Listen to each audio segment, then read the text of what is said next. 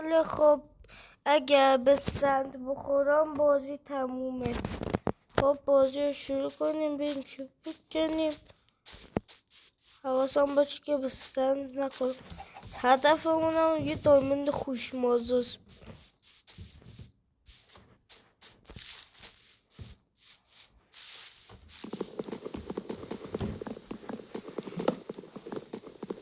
خب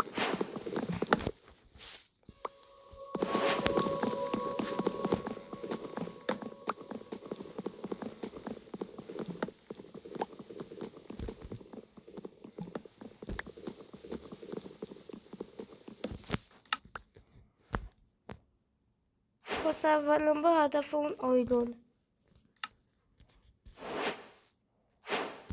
پس یه ویلیج پیدا کنم حله.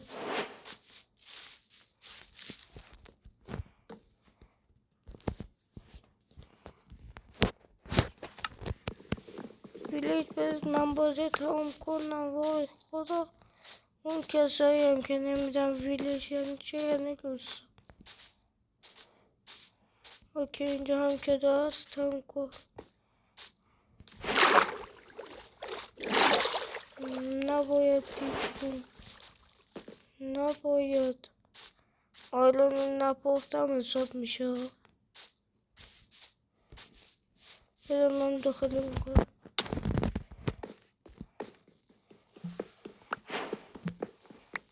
نباید بیمیریم.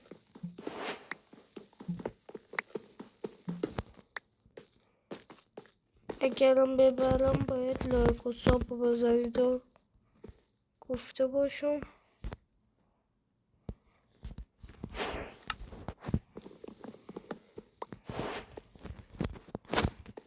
آیلون بذار خب یا آیلون دیگه نمیشه هدف اون زاخل باشه. ولی کن وای وای وای گو خوردم.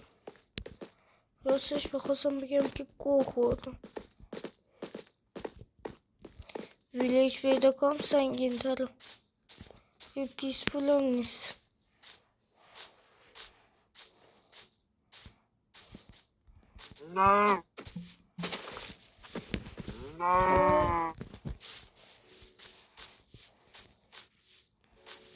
کلیپر